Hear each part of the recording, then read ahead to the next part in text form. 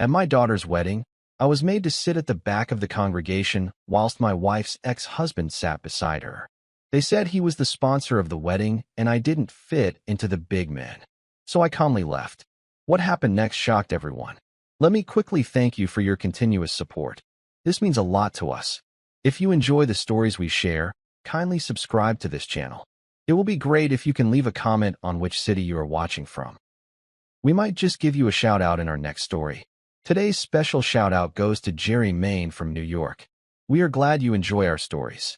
Now let's go deeper into the story. My name's Marcus. I manage property for a living. I deal in tenants, contractors, keys, and locks mostly. I've always liked how simple they are. Turn one way, you're in. Turn the other, you're out. No arguments. No gray areas. For most of my life, I believe people work the same way. You love someone. You show up. You make sacrifices. They remember. But standing at the back of that church, watching my wife's ex-husband sit where I should have been, I realized people don't work like locks. They lie. They shift. And sometimes, they replace you quietly, like swapping out a deadbolt while you're asleep.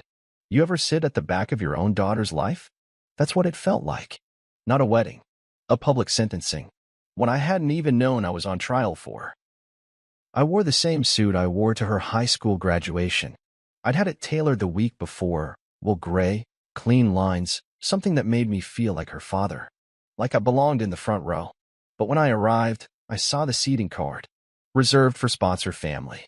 3 seats. My wife, her ex-husband, and his new wife.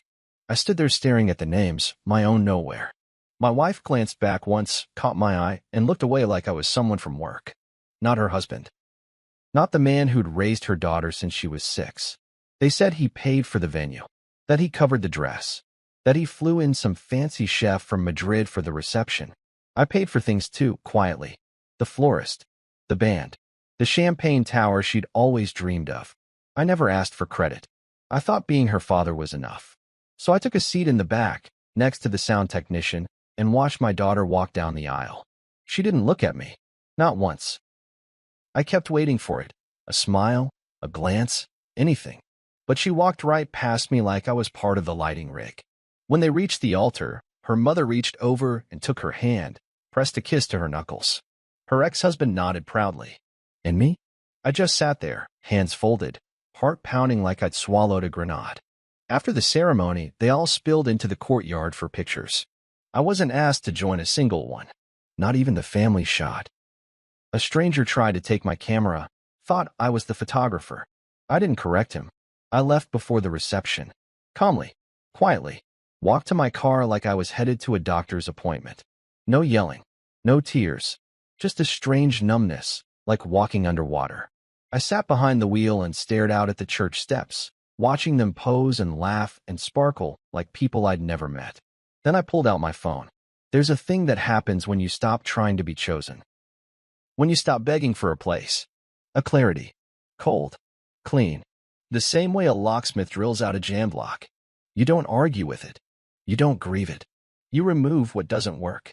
So I started removing things. The reception venue was under my name. I'd signed the lease 3 months ago. I called the manager, told her to cancel. The deposit was mine. The floral arrangement team? Canceled. The band? Pulled. Catering? Voicemail left. I didn't scream. I didn't threaten. I simply turned the key. That night, I slept better than I had in months. They called me the next day when they got to the venue and found it locked. No vendors. No music. No food. Just a cold, empty space that cost nothing and said everything. My daughter called 4 times. Then texted once. What happened? Where are you? I blocked her number. Not because I hated her, but because I needed silence. A silence that meant something. One she could feel. 3 days later, I filed for divorce. I told my wife through email. Direct. Respectful. Final. No discussion. Just a scanned PDF and a subject line that said, regarding closure. She tried to call. I didn't pick up. I think that's what hurt her more than anything, not the papers, but the fact that I didn't scream, that I didn't plead. I had always been predictable, forgiving, the quiet one. But silence has a sharp edge when you stop dulling it for other people.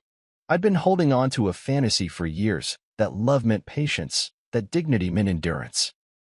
But I was wrong. Dignity means leaving the room when you're being insulted, even if the whole world's clapping. Dignity means not clapping with them. So I left the applause behind. Later, I found an old photo of us, me, my wife, and my daughter when she was 10. She's on my shoulders, arms spread wide like wings. I looked at my own face in that picture and didn't recognize the man. He looked happy, trusted, chosen.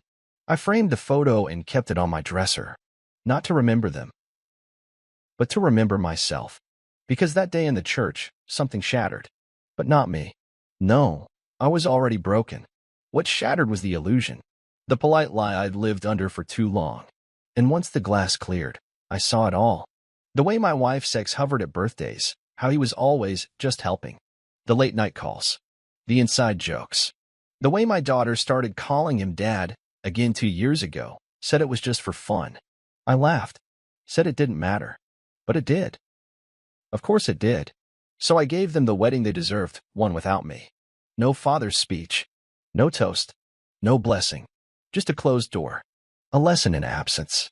And if you've never taught someone with your silence, you don't know power yet. Because sometimes, being disrespected isn't the worst part. Being expected to smile through it is. The day after the wedding, I packed my things like a tenant on notice. No fighting, no drama, just folded shirts and unplugged chargers. I boxed my books, all 37 of them, and left the shared ones on the shelf. I didn't touch the wedding album, didn't even glance at it. I moved like a ghost in my own home, feet soft on tile, breath held like an intruder. But I wasn't intruding. I was leaving a space that had quietly evicted me years ago. You ever leave a house you helped build and realize it's not yours anymore? That morning, my wife, no, Sandra, was still at her sister's, cleaning up the emotional fallout, I assumed. I didn't bother to check. Her phone calls had already slowed from frantic to polite. Like she was starting to understand the new version of me didn't negotiate. My daughter hadn't tried again. I'd blocked her number, not out of cruelty, but clarity. Let her wonder. Let them all sit in the silence they'd created. I was done clarifying my worth to people who only saw me when they needed a check cleared or a hinge fixed. I left my house key on the kitchen island, next to a mug she'd once bought me that read, "Best bonus dad ever." The ceramic was chipped. I noticed it months ago and never said anything. It felt like the right symbol to leave behind, something that used to mean love but was now just broken and easy to forget. I took nothing sentimental with me, not out of spite, but because nostalgia is a dangerous thing when you've been betrayed.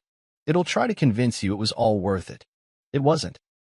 When I arrived at the apartment, it smelled of fresh paint and new carpet. It was smaller than our home, half the square footage, none of the memories. That was the point. I brought in my boxes one by one, lined the shelves with my things like I was reintroducing myself to myself. I hung up only one picture, not a family, of a forest trail I used to hike before marriage rearranged my priorities. It reminded me that peace doesn't have to be loud to be powerful. They say when a man disappears, he either lost everything or found himself. I wasn't sure which category I fell into yet. All I knew was I felt lighter than I had in years. The calls kept coming, not to my phone. Those lines were severed, but through mutual friends, old neighbors, even Sandra's cousin Lyle, who used to come over on Sundays for football and to pretend he didn't notice the tension in our house. He left a voicemail that said, "Marcus, come on, man. You're making a scene." I deleted it. Funny how they call it a scene when you stop playing your part. 3 days in, Sandra finally emailed me. The subject line was, "We need to talk." I didn't open it right away. I let it sit there like a package I never ordered. When I did read it, it was everything I expected. Explanations without apology. Phrases like it just made sense for him to sit there, and I didn't think you'd care that much. You ever read a message and feel like someone's daring you to be the villain in their story? That was how it felt. Like she'd already written my role in her head and needed me to perform it to justify her own betrayal. I replied with one sentence, "I'll see you in mediation." That same day, I sent a registered letter to my daughter. No emotion, no rage, just a simple statement. Given recent events, I'm stepping back from this relationship. I wish you peace. That was it. No signature. No fatherly closure. She'd made her choice when she walked past me in that aisle like I was air. I had made mine when I walked out the door and never looked back. The part they never tell you about walking away is how hard it is to stay gone. The first week, I kept catching myself about to text her random things. Don't forget the oil light's been acting up. Tell the plumber the shut-off valve sticks. Father thoughts. Automatic. But I never hit send. That was the test. Not the silence itself, but whether I could stay quiet when I still cared. I thought about that a lot. In that empty apartment, surrounded by my own breath and the hum of the fridge. I thought about what it meant to love someone who no longer saw you as necessary. Whether stepping away was punishment or protection. Maybe both. And then came the moment I hadn't expected. Day 5. I was organizing my paperwork when I found an old college brochure tucked in a folder. My daughter had once wanted to go to a boarding school out east. We'd visited together, her in a hoodie, me trying to act like I wasn't afraid of her growing up too fast. She hadn't gotten in. We never talked about it. But I kept the brochure. Not because of the school. Because of how tightly she'd held my hand during the tour. Like I was the only safe thing in the world. I stared at that brochure for a long time. Thought about burning it. Couldn't do it. Couldn't forget the hand squeeze. So I put it in a drawer. Not to remember her, but to remember who I was when she looked at me like that. Because if I was ever going to rebuild myself from this, I needed to believe that men still existed. There's a strange kind of grief that doesn't show up with tears. It arrives as forgetting, people forgetting what you did, who you were, what you gave. They remember what was flashy, expensive, dramatic. Not what was steady. Not what held the floor up. That's how I knew I was finally seeing things clearly. I was the floor. I'd held the weight. And now that I was gone, they were tripping over the cracks. I spent the next few weeks in a silence that bordered on sacred. My apartment was small, quiet, efficient. I ate the same meals. I read. I walked. I started building furniture again. Something I hadn't done in years. The first piece I made was a simple stool. Oak legs, smooth finish. Took me 5 hours. I didn't need it. I just wanted to remember what it felt like to make something that didn't talk back, didn't lie, didn't betray. You sand the wood, and it stays true. You hammer it wrong, it lets you know. There's honesty in that. Honesty I hadn't felt from another human being in a long time. That's when I started digging. Not out of spite. Out of curiosity. I wanted to know how deep the replacement went, how early the erasure began. I started with old photos. Facebook albums. Posts I hadn't looked at in years. Gradually I saw it. The pattern. My name was tagged less and less. Captions started to say her parents, not my husband and I. Sandra's ex started showing up in places he hadn't been invited. Family barbecues, birthdays, graduation dinners. I remembered arguing about it once. She'd said I was being insecure, that it was for her daughter's sake. I believed her. That was the cost of love, right? You silence your instincts so others don't feel threatened. I remember the day she stopped calling me babe. It was right after he flew in for our daughter's scholarship dinner. That night, she called him generous. She called me Marcus. That wasn't just a name. That was a reclassification. I didn't rage. I didn't even cry. I just took out a legal pad and started listing every moment I'd rewritten myself to be more tolerable, less reactive, more understanding. I ended up with 4 pages. At the bottom I wrote, "You're not angry. You're awake." The more I pieced it together, the more I realized I hadn't been loved in a long time. I'd been useful. There's a difference. Love holds space for you even when you're not convenient. Utility waits until you're needed, then shelves you when you're not. And I had been shelved. Neatly, quietly, respectfully, but shelved all the same. I went back to work after 10 days. Property inspections, leases, roof repairs. None of it felt meaningful. Not because it wasn't, but because I didn't feel meaningful. I'd spent so long being the dependable one, the fixer, that I didn't know who I was when no one needed fixing. So I started fixing myself. Slowly, boringly, relentlessly. Therapy, journaling, reading. I didn't tell anyone. Some things lose their power the moment you explain them to people who haven't been through it. My therapist, Anna, was sharp. She didn't coddle. Said something the second session that stopped me cold. You can't heal in a story where you're still trying to be the hero for people who cast you as the villain. I wrote that on my fridge. Then came the email from my daughter. It was short, careful, almost like it had been written by a lawyer. Dad, I know you're hurt. I didn't mean to disrespect you. I just thought Mom handled the seeding stuff. I didn't know you were upset until after. I'm sorry if it felt wrong. Can we talk? Jenna, if it felt wrong. The word if was a surgical cut. Not an apology, an insurance policy. But even still, I stared at that email for 20 minutes, trying to feel angry. I couldn't. I felt tired. Tired of being the one who knew what words really meant. Tired of being asked to explain why I bled when they swore they didn't swing the knife. I didn't reply. Instead, I started mentoring my late brother's son, Kyle. 19. Quiet. A little lost. He'd just dropped out of college and was trying to figure out life. I took him to job sites, taught him how to estimate repairs, how to spot water damage. We built a table together, then sold it. He called me uncle, but I knew what was really happening. I was becoming someone's compass again. And this time, it wasn't forced. It wasn't earned through bloodlines or wedding rings. It was chosen. One night, we were packing up tools when Kyle asked, "Do you miss them?" I didn't answer right away. I ran my hand across the smooth edge of the oak slab we built together. "I miss who I thought they were," I finally said, "but not who they turned out to be." That silence afterward? That was healing. Because for the first time, I wasn't waiting to be seen. I wasn't explaining my pain or defending my absence. I was just existing. With clarity. With boundaries. With peace. And in that stillness, I began to understand something vital. They hadn't forgotten me. They just edited me out of the story they preferred to tell. But the thing about editors? They always leave fingerprints. And I was starting to trace every one of them. 2 years is enough time for people to rewrite the past, enough time for the villain to become a ghost, and for the ghost to become an afterthought. I learned that firsthand. I stayed quiet. I built a new life in the slowest, smallest ways. Morning coffee with no chaos. Long walks with no destination. I even started attending a woodworking circle at the community center, 5 retired men and me, passing around chisels like confessionals. It didn't fix the wound, but it dulled the ache. And in that quiet, I discovered a truth. People don't apologize when you leave. They apologize when they need you again. Jenna called me on a Tuesday. New number. New tone. "Hi, Dad. I don't know if this is still you, but things have changed, and I could really use your advice." That word Dad hit like glass cracking under slow pressure. Not Marcus. Not silence. Just a thread reaching out into the dark.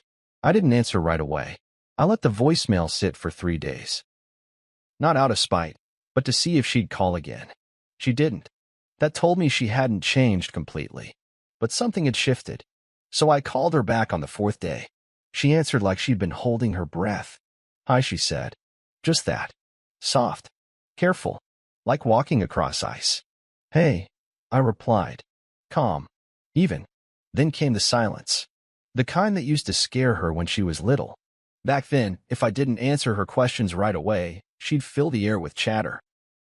But this time she didn't. She waited. So I spoke. "You said you needed advice." She exhaled like she hadn't realized she'd been bracing. "Yeah.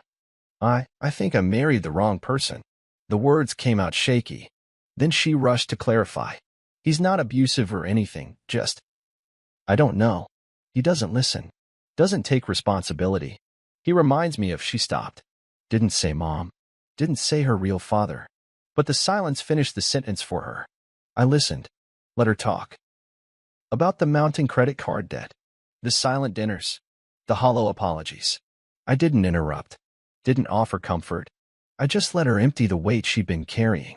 And the whole time, I felt this strange ache, not pride, not pity, but something in between. Because she was becoming someone who could finally see beyond the surface. And that sight cost her. When she paused, I said only this: "Marriage is built in the quiet moments, Jenna. If the silence feels like punishment instead of peace, it's not love." She didn't respond at first. Then I heard a sob. Not loud. Just one sharp breath catching in her chest. "I think I messed everything up," she whispered. I didn't tell her she didn't. I didn't rush to erase her guilt. Because truth is, she had messed things up. And growth only comes when we stand in that mess and decide who will be next. We ended the call shortly after. No promises. No reunions. Just a door cracked open, barely enough to step through. A week later, I visited her apartment. She didn't know I was coming. I didn't knock. Just left a brown paper bag on her porch. Inside was a care package, vitamins, a small journal, a jar of homemade soup, and one framed photo. It was from her wedding day. The only picture I'd been in, taken from far away, blurry, accidental. I was standing alone in the back, half in shadow. I'd cropped out the rest. Framed it in walnut I'd carved myself. At the bottom I'd etched 3 words. I was there. That's all I left. She never messaged me about it. But 2 days later, I got a photo back, a picture of that frame sitting on her windowsill. No caption, just the image. She knew what it meant. Meanwhile, Sandra was unraveling. Word got back to me through Kyle. He still lived in the same neighborhood, still talked to people who loved drama more than boundaries. Her new husband had disappeared. Not literally, but emotionally.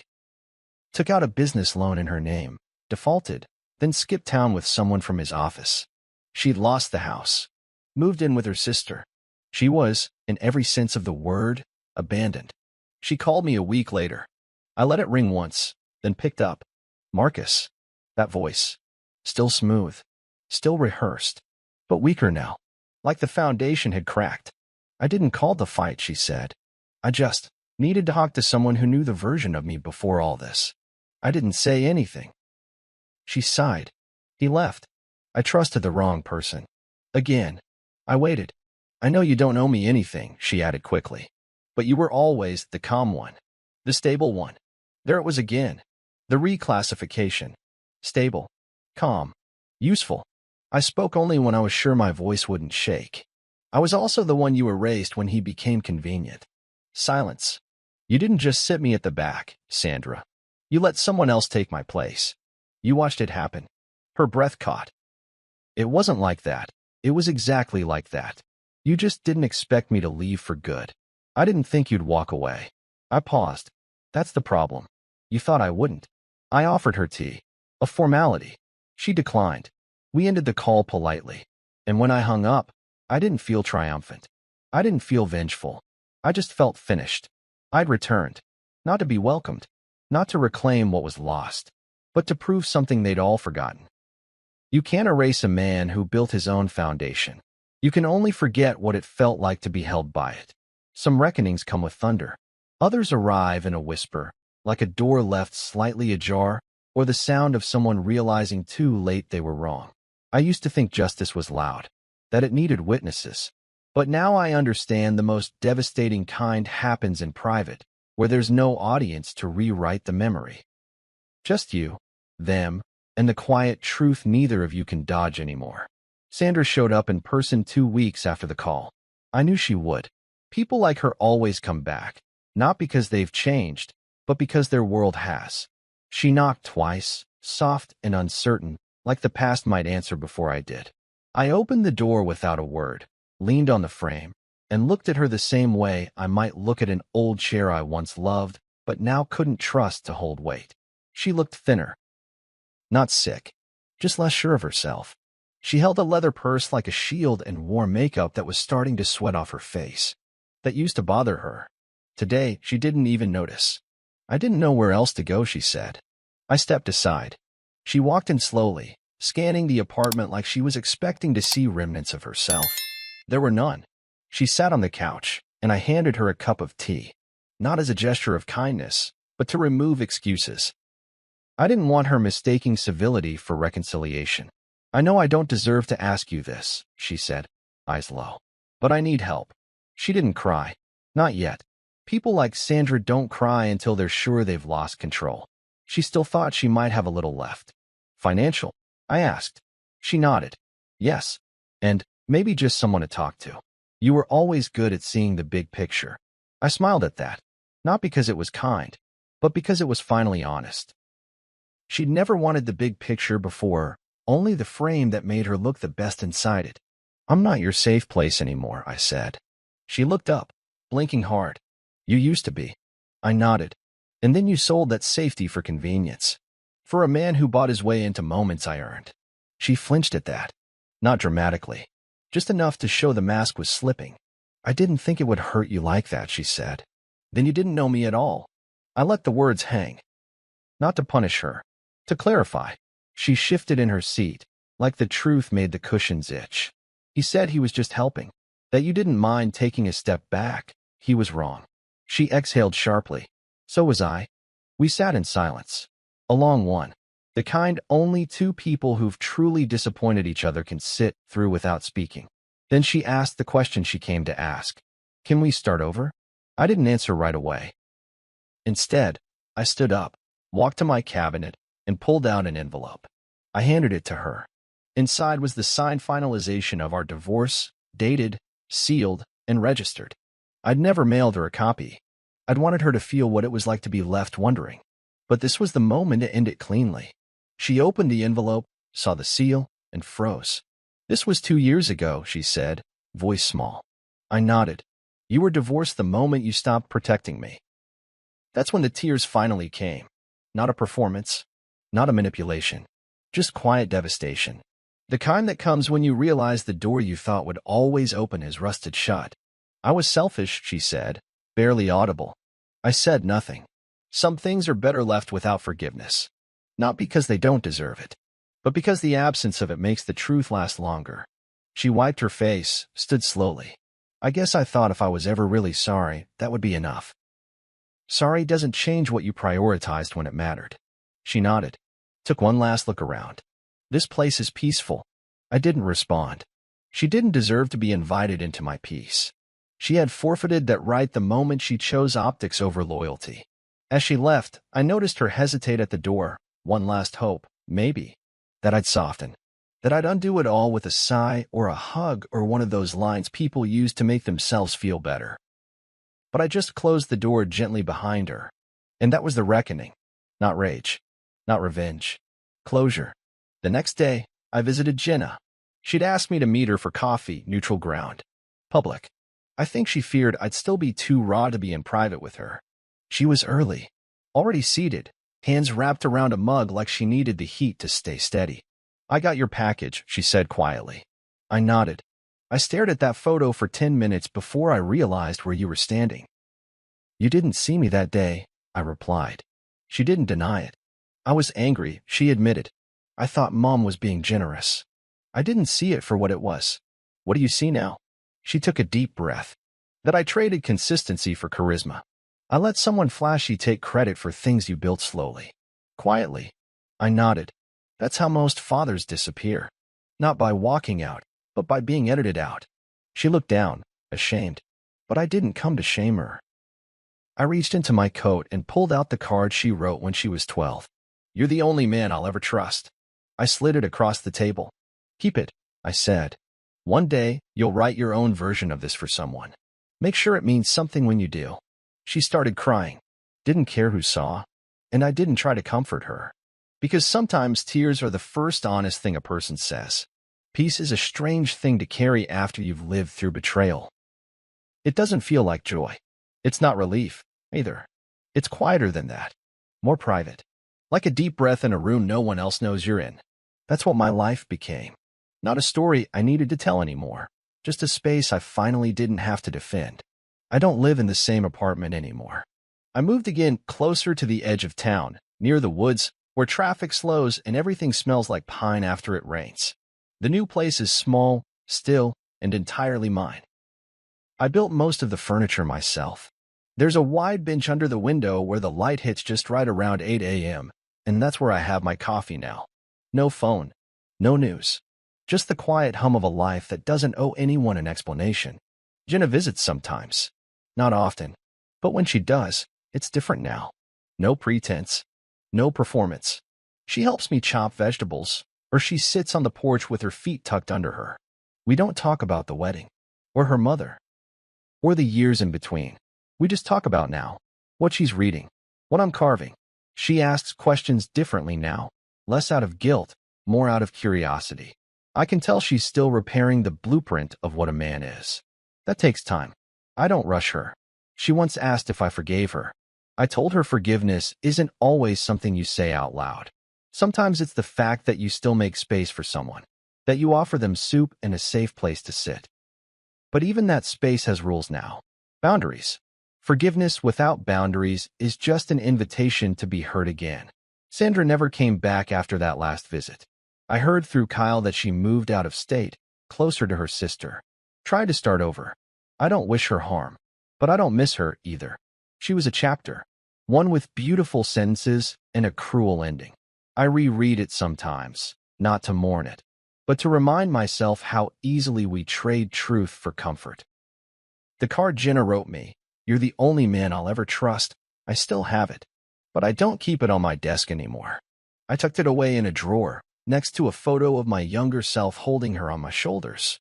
Not to relive anything, just to remember who I was before all this. The man who gave freely, who stayed, who listened when no one else did. That man is still here, just quieter now, more careful about where he places his loyalty. Kyle and I still work together sometimes. He's got his own gigs now, young, ambitious, full of ideas. I like watching him figure things out. We built a shed for a retired teacher last month, and when we finished, he said, "You know what your superpower is? You don't flinch when people disappoint you. You just keep going." He's wrong, of course. I flinch. I bleed. I just do it in private now. I think the world teaches us that strength is loud, that it shows up in speeches, slamming doors, revenge plots. But I've learned the opposite. Real strength is walking away without a scene. It's the restraint not to respond to disrespect with more of it. It's the quiet decision to rebuild your life brick by brick, even if no one claps when you're done. The real twist?